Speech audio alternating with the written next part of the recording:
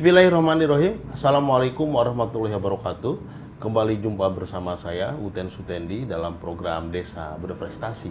Kali ini saya berada di kantor Desa Cirarab, Kecamatan Legok, Kabupaten Tangerang, bersama Kepala Desa Cirarab, Ibu Imas Ayu Latifah. Rayu Latifah. Ibu Imas Rayu Latifah. Ya, betul. Saya mengira Kepala Desa Cirarab itu seorang lelaki tadinya, makanya saya sering kontak ibu itu dengan Ya, Pak. Bapak, ya. Jadi Bapak, karena itu ibu jarang balas saya. Gimana ibu, sehat? Alhamdulillah sehat. Seger ya? Ya, alhamdulillah. Saya senang sekali bisa jumpa dengan Ibu Kades ini. Ya. Ternyata masih muda dan cantik gitu. Cantik karena perempuan, Pak. Satu-satunya Ya. yang paling cantik, Pak, kepala desa di Kecamatan Legok. Karena di antara 10 desa ya, satu perempuan.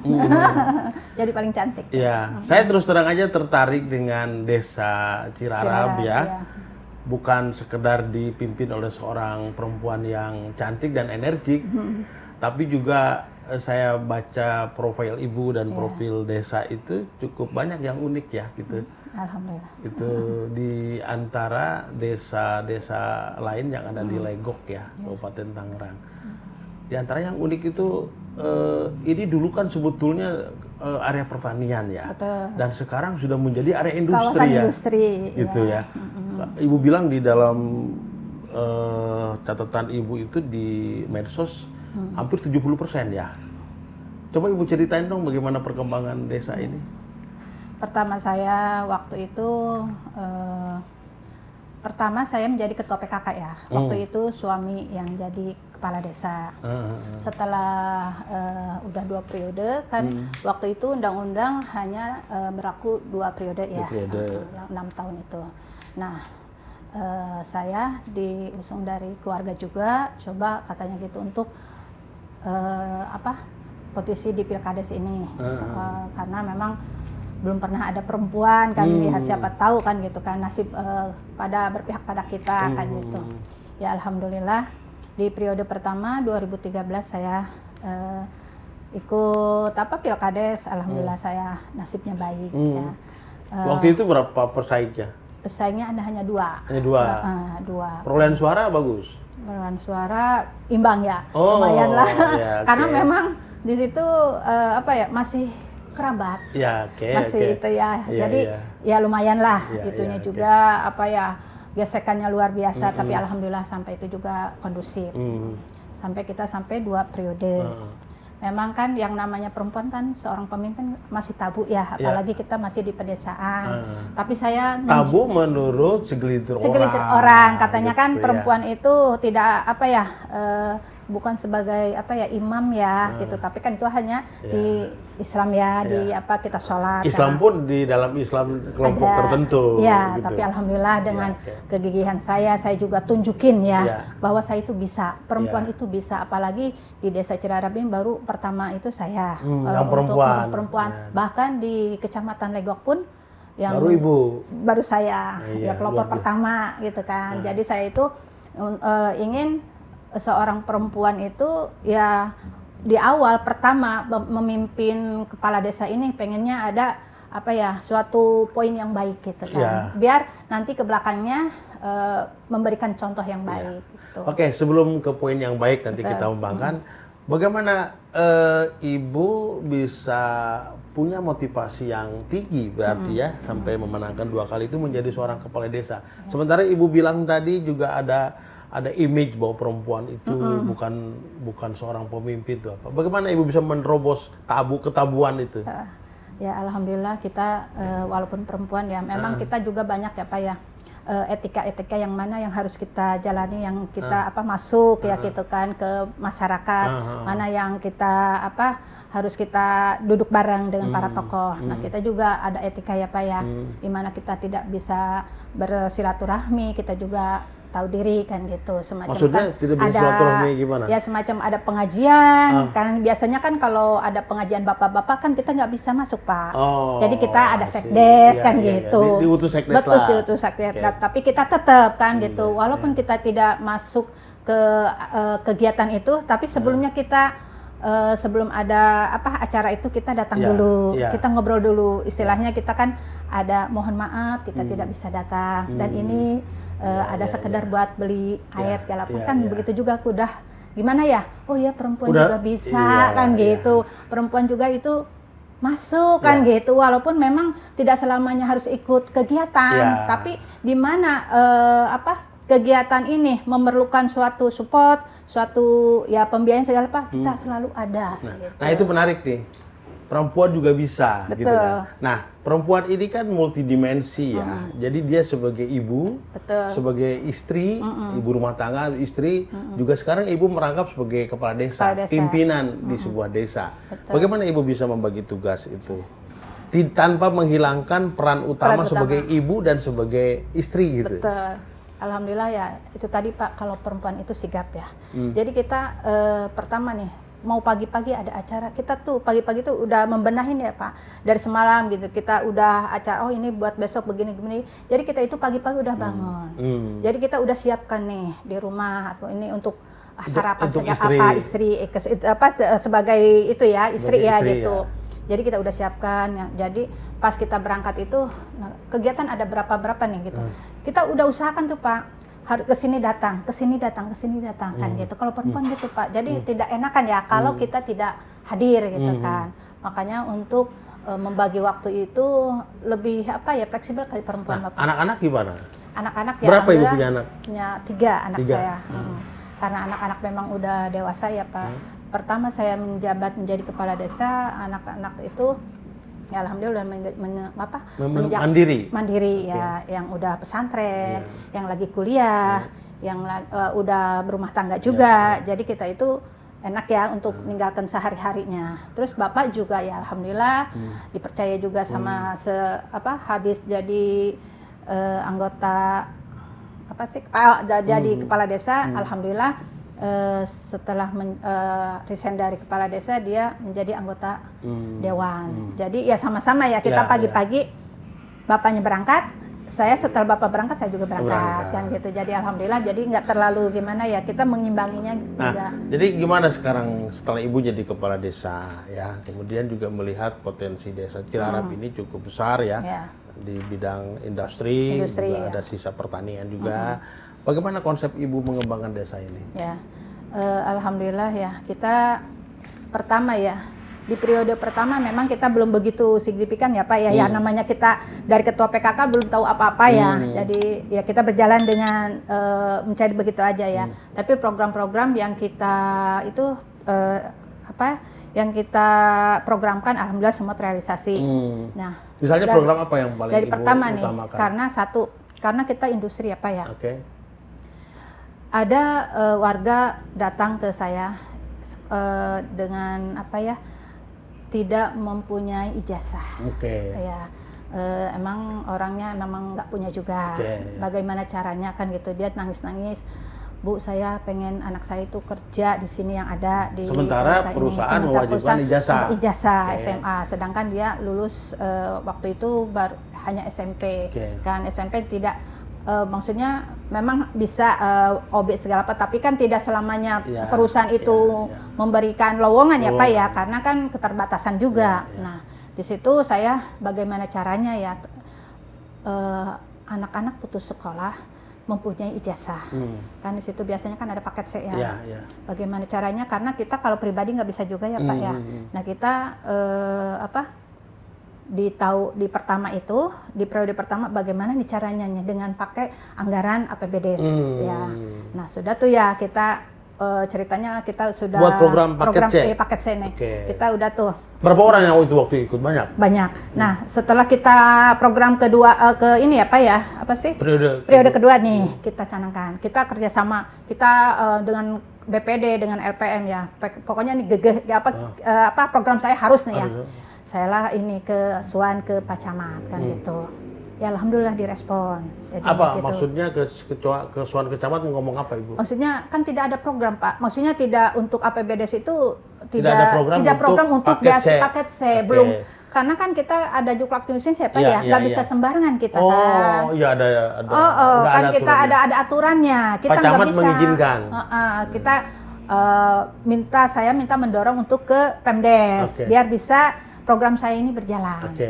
Alhamdulillah ya Pak ya, kita bisa berjalan ya. Udah kita pertama 15 orang, alhamdulillah sekarang udah nyampe 30 orang Pak. Nah sekarang alhamdulillah program saya sekarang diikuti oleh desa lain. Pemdes.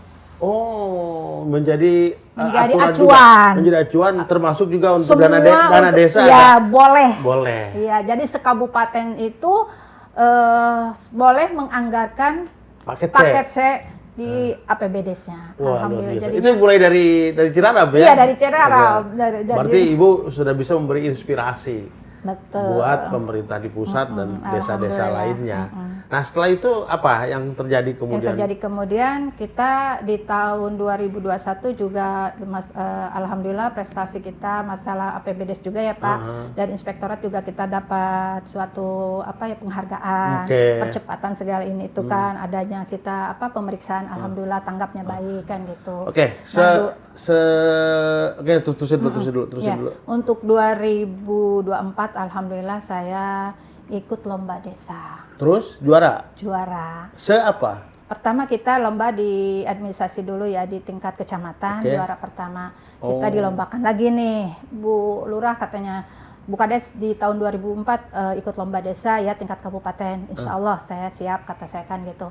Udah tuh kita proses ya, evaluasi segala administrasi apa-apa. Alhamdulillah ya Pak, waktu itu Pak PJS-nya Pak Sony Oni ya, luar biasa dia juga support. Apa yang dilombakan dari Ibu? Administrasi.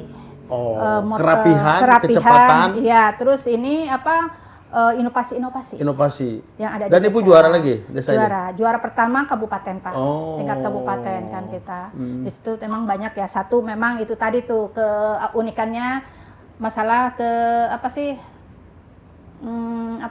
paket saya itu ya. Paket saya itu. Jadi booming juga kan. Booming juga ya. Kedua kita memang di desa itu dari pemberdayaan segala apa kita juga alhamdulillah banyak potensi, banyak inovasi semacam ada kita alhamdulillah kita punya PAUD ya. Anggarannya juga APBDes. Dari gajinya guru juga APBDes. PAUD-nya digaji. Ustadz-ustadznya, guru-gurunya. Guru-gurunya. Dan di situ juga dikelilingi ada suatu sekolah anak-anak TK ini, anak-anak PAUD ini dikenalkan langsung dengan pertanian, peternakan, praktek di situ. Jadi di lingkungan PAUD itu ada semacam pertanian kecil. Jadi itu bisa jadi inspirasi baru lagi. Betul. Jadi ada peternak, ada pertanian, ada pokoknya nih. Terus di situ kan bagaimana caranya anak-anak kecil pinter itu ya main game ya, gadget ya. Gadget itu. Ya, gadget ya. Jadi mensos ya. Bagaimana nih anak-anak itu pinter gitu ya. Dia kan punya setiap kita ada pertanian segala kita dengan semacam tumbuh-tumbuhan nih apa sih namanya? Gitu. Kita bikin barcode ya Pak. Iya. Kita nih anak-anak itu kan biasanya suka pada pegang HP ya. Lomba fotonya atau apa? Daripada kita main game itu kan nggak karuan, lebih baik kita pergunakan anak-anak nih harus bisa megang HP ini berguna kan gitu. Jadi edukasi ya gitu. Apa sih sebenarnya ini tanaman jahe kayak apa gitu kan, di barcode sama dia, oh ini namanya kan latinnya apa, ini kegunaannya apa kan gitu. Sampai sekarang itu jalan. Ya, Wah bagus sekali itu Ibu ya. Makanya itu mungkin yang bikin inovasi saya naik di kabupaten ini. Itu yang menjadi unggulan Ibu ya. Jadi memang Ibu fokusnya ke edukasi, pendidikan ya. Ya, terus ada juga kita ya alhamdulillah juga kita punya wisata religi Pak, ada pemakaman suatu ya orang lain pada datang ya. Sedangkan kita kadang-kadang nggak tahu juga, nggak taunya ini pemakaman ini luar biasa di masyarakat. Semacam keramat gitu? Iya, keramat. Ada? Ada. Jadinya kita sekarang dirapikan Pak, dari APBDes juga. Jadi kita buatkan keramat siapa Bu? Ulama atau tokoh besar? Tokoh besar. Jadi kayak semacam wali juga kan gitu. Disebutnya sih kita Ki Buyut Kelir. Oh, saya pernah dengar Ki Buyut Kelir. Ya alhamdulillah kalau setiap ya bukannya kita, ya namanya kita ikhtiar segala. Di sebelah mana Bu? Ada sebelah, kalau ini nggak jauh dari Agro juga Pak. Oke. Ki Buyut Kelir. Jadi kita itu Ibu bangun? Santoro, ya. Gitu. Kita buatkan, kita semacam perapihan ya Pak ya. Kayak ada musola, ada MCK, paving-pavingnya kita rapihkan. Terus sekarang kita bikin gapura, ya karena kan orang-orang udah kenal semua Pak, maksudnya banyak lah ya orang-orang, kalau kita nggak jaga siapa lagi kalau bukan kita, ya alhamdulillah kan kita biasa-biasa aja ya kalau orang di pribumi ya, nggak taunya kalau di daerah lain itu lumayan gitu kan. Jadi di luar malah lebih dikenal. Iya, lebih kenal. Kita mengenal setelah mereka datang. Betul, iya. Biasanya sih begitu Bu. Kalau makanya kita lestarikan Pak. Makam keramat. Ya, tugas kita menjaga dan melestarikan. Makanya setiap ada kita semacam tablik akbar. Kiai-kiainya selalu tahu Pak, ini emang ada keramat, jadi udah tahu duluan. Kayak Habib Lutfi kan pernah. Pernah juga? Pernah. Kiai besar ya? Iya, kiai besar. Dia langsung tuh, di sini itu ya katanya gitu kan. Jadi dia sejuk katanya gitu halnya, walaupun ini ya dosi tapi relisinya aja. Kembali ke soal industri ya. Betul. Karena ini Ibu sudah mengidentikan Cilarap ini sebagai desa industri. Bagaimana Ibu bisa menjalin kerjasama dengan para perusahaan? Ya. Nah itu juga suatu apresiasi juga Pak. Alhamdulillah saya juga kemarin dapat penghargaan juga ya. Karena kedekatan dengan para perusahaan. Jadi kita itu tidak masa bodoh ya dengan adanya industri. Tapi kita tetap setiap ada perusahaan yang kita ada MOU. Menarik. Jadi 70-30. Apa itu? Untuk ketanda kerjaan. Jadi 70-30 maksudnya? Untuk 70 untuk warga setempat. Jadi 30 tenaga kerjanya? Betul, tenaga kerjanya. Wah, ini bagus sekali kalau diterapkan oleh desa lain. Diterapkan sama kita. Kita juga di MOU kan Pak. Kita juga dibuatkan. Setiap perusahaan yang berdiri di sini. 70 pegawainya itu harus warga lokal. Warga lokal. 30 terserah. Itu manajemen. Itu alhamdulillah kemarin jalan itu Bu. Jalan. Wah, luar biasa itu. Iya, makanya ya kan kadang-kadang orang iri gini, gimana kan tidak gampang itu ya. Betul, tidak gampang meyakinkan para pengusaha atau investor atau industriawan untuk ikut aturan seorang kepala desa, apalagi seorang ibu desa gitu tuh. Gimana Ibu meyakinkannya? Meyakinkannya gini, karena kan kita menghilangkan ada oknum-oknum. Pertama kadang ada yang pakai biaya juga ya Pak ya. Ormas maksudnya. Ya gitu. Jadi masuk kerja ini pakai biasa. Gitu, kita menghilangkan itu. Kedua menghilangkan image warga setempat itu ya kerjanya biasa itu apa sih? Mampu, gitu, kerjanya nggak mampu, kerjanya asal-asalan, mentang-mentang gitu. Jadi kita nggak itu. Jadi setiap yang mau kerja kita di briefing dulu Pak. Kita dilatih dulu, kita briefing dulu. Kita bekerja sama dengan Karang Taruna Pak. Jadi kita jangan sampai malu-maluin kita Pak. Sebentar, ada berapa perusahaan di sini? Hampir ada, ya kalau untuk berjalan ada 30. 30 ya? Ada. Berarti relatif sedikit yang nganggur di sini, warga Ibu? Ya alhamdulillah Pak. Karena cara Ibu pendekatannya dengan perusahaan. Ini bisa jadi contoh di desa-desa lain. Ya justru itu saya mendapat penghargaan Pak. Dengan cara gitu. Penghargaan dari Kabupaten Tangerang. Dan waktu saya lomba desa ada Pak. Jadi semacam MOU-nya kita dibuatkan semacam rarga segala apa gitu. Wah, ini bagus sekali. Tapi satu lagi kan bukan hanya dengan MOU itu, Betul. kan setiap perusahaan ada CSR. Nah, itu CSR Itu juga. Ibu betul. bagaimana memanfaatkannya? Untuk memanfaatkan CSR juga kadang-kadang ada yang bandel, ada yang itu juga ya Pak, ya nggak semua ya kan gitu. Tapi alhamdulillah sih setiap untuk hari besar ya biasanya kita ada dari CSR-nya itu ya santunan-santunan kan. Korban misalnya? Korban ada. Kemarin gitu juga ya. kalau untuk LG memang perusahaan paling paling terbesar besar juga ya di sini. Dan levelnya gitu. nasional ya. Betul. Sini juga CSR-nya juga kayak santunan. Setiap hari besar juga. Terus kemarin kurban sapi juga. Jalan ya itu ya. Jalan. Artinya kalau Ibu semakin proaktif mengajukan konsep-konsep visioner yang juga menguntungkan perusahaan, artinya bisa jalan juga itu Bu. Jalan. Misalnya membangun sekolahan yang bagus gitu kan. Itu belum ke sana ya. Belum untuk kerja itu menurut saya misalnya bangun sekolah keterampilan misalnya gitu. Itu juga kalau untuk ini sih kesitunya sih belum, cuman kalau kita ada semacam warga yang rumahnya kita layak di ini ya diperbaiki segala apa, kita paling minta kayunya semacam limbah-limbah aja segala apa pasti gitu. Kalau begitu dana desa cukup utuh dong ini mana? Dana desa ya kalau cukup tidak cukup ya Pak ya namanya gitu. Apalagi untuk artinya kan dari CSR ada, dari partisipasi perusahaan ada. Dari CSR berarti utuh dong dalam tanda petik. Kalau bilang ya utuh enggak sih Pak ya, kita kan karena harus realisasikan ya. Udah gitu memang untuk anggaran APBD Desa Cirarap paling kecil Pak di antara desa yang lain. Berapa? Sekarang 3 miliar. Tadinya kan 2,8. Itu paling rendah itu Desa Cirarap itu. Kalau desa yang lain kan paling sedikit 3,5 kan gitu. Iya, kan ukurannya jumlah udah warga 4, ya. Jumlah warga ya. Saya juga warga, agak sedikit kritisi itu. Misalnya gitu, bukan berarti saya ngomongin yang di Pagedangan ya. Betul. Pagedangan tuh ada yang dapat 5 miliar itu. Ya, betul. Karena jumlahnya warganya banyak. Padahal warganya tinggal di kompleks. Oke, itu nanti maksud saya mungkin ke depan itu harus dilihat lagi cara itu. Kita juga Pak sebenarnya ya dengan jumlah sekarang makin besar ya buat kami juga ya istilahnya suatu musibah juga kalau kita nggak bisa hati-hati. Iya, karena kan makin besar kan gitu. Nah, sekarang dana desa fokusnya Ibu yang paling banyak porsi kemana? Untuk dana desa kita paling pemberdayaan ya Pak. Pemberdayaan, termasuk pelatihan tadi ya? Ya, pelatihan kita gitu.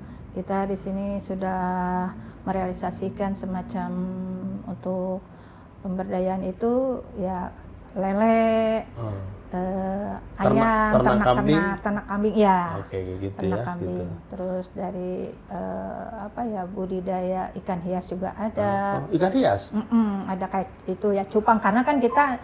Tapi sudah sampai ini belum produksinya? Belum sih. Baru ini aja lewat online kalau ada yang ini gitu. Itu bagus juga anak-anak yang pelatihan tadi dididik wirausahanya gitu. Ya. Saya contoh misalnya di daerah Pandeglang ada satu desa yang sudah bisa ekspor ikan hias gitu. Gitu. Nah, terus apa lagi Bu di desa itu yang menjadi unggulan Ibu di sini? Selain itu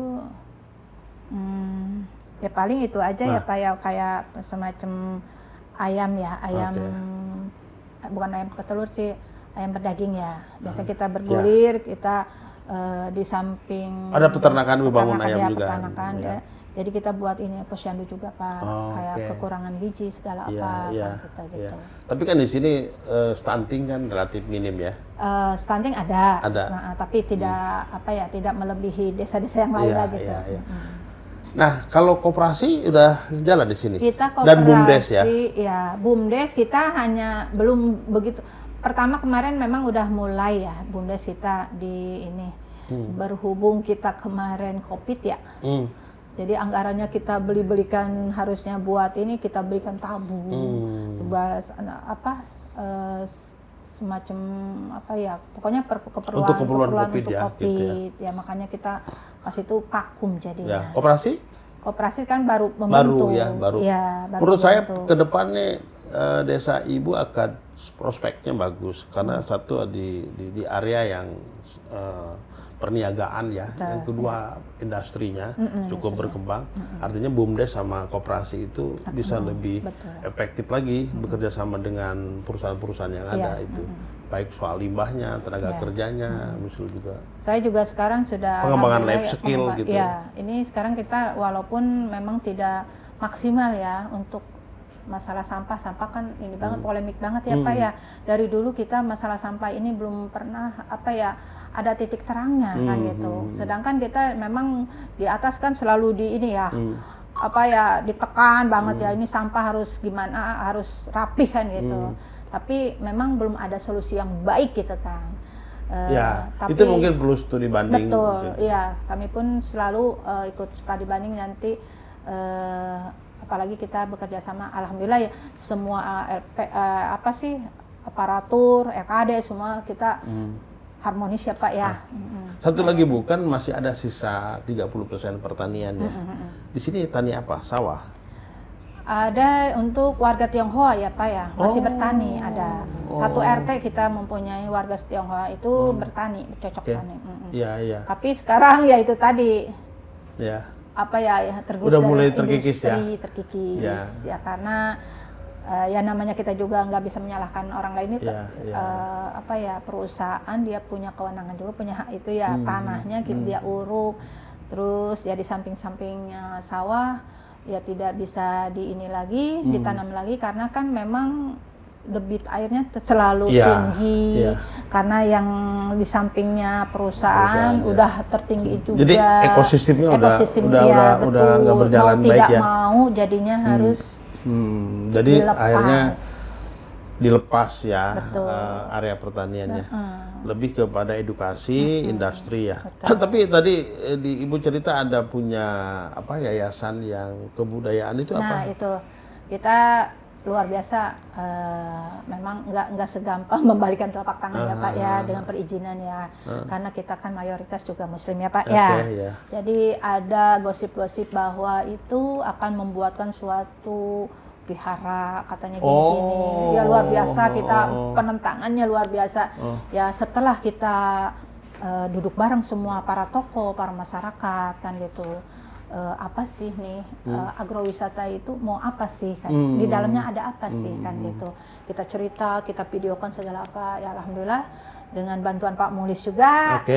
Jadi masyarakat itu welcome, masyarakat itu ya positif jadinya gitu. Jadi ini tidak ada peribadatan, jadi ini full istilahnya kebudayaan. Ibu terakhir ya Bu, apa pesan-pesan Ibu terhadap para perempuan ya di Indonesia terutama dan juga untuk warga Cirarap ke depannya dalam membangun karir dan membangun desa? Untuk kedepannya sih saya ya seorang perempuan ya Pak, jangan takut. Jangan takut, insya Allah perempuan itu bisa. Malah lebih perempuan itu lebih sigap. Jadi ada apa-apa itu langsung diatasi. Jadi tidak mau berlama-lama. Jadi suatu apapun itu pekerjaan jangan ditunda-tunda. Harus kita terus. Dan jangan takut kita berkarya, jangan takut kita gagal, jangan takut dicemooh sama orang lain, dicemooh sama ya istilahnya kaum laki-laki. Insya Allah perempuan itu bisa. Makanya saya seorang perempuan, seorang ibu lebih dekat sama masyarakat. Jadi tahu keperluannya apa kan dan gitu. Lebih punya rasa kedekatan segala apa. Makanya alhamdulillah entah itu apalagi perempuan ya, ibu-ibu ya selalu dekat. Anak kecil pun semua yang namanya di desa Cirarap tahu semua ini Haji Imas. Ya. Setiap kita datang pasti Ibu Imas kan gitu. Semua alhamdulillah dengan berjejer kan gitu. Di situ aja kita sudah bangga ya bahwa perempuan itu tanggapannya luar biasa. Nah, dari Bapak juga, dari tokoh masyarakat alhamdulillah Pak, setiap saya lewat segala apa, Bu Lurah mampir kan gitu, ayo Ya. ngopi-ngopi, bahwa kita juga bisa, Pak. Luar biasa, Iya, Ibu. Bu Imas, makasih banyak ya. Ya, sama-sama. Luar biasa obrolan pagi ini. Amin. Bisa menginspirasi, Ya. bisa memberi semangat kawan-kawan lain di luar Ya, sana insya Allah yang semangat belum bisa. berkesempatan, Betul. terutama Ya, kaum perempuan. perempuan. Demikian pemirsa di rumah dan di mana saja berada, obrolan saya dengan Kepala Desa Cirarap, Ibu Imas, sebuah pesan yang sangat luhur bahwa untuk berkarir dan berprestasi itu tidak ada batasan laki-laki atau perempuan. Yang penting ada kemauan kerja keras dan ada niat yang baik, insya Allah bisa. Sampai jumpa lagi bersama saya Uten Sutendi dalam kesempatan yang lain. Terima kasih. Assalamualaikum warahmatullahi wabarakatuh.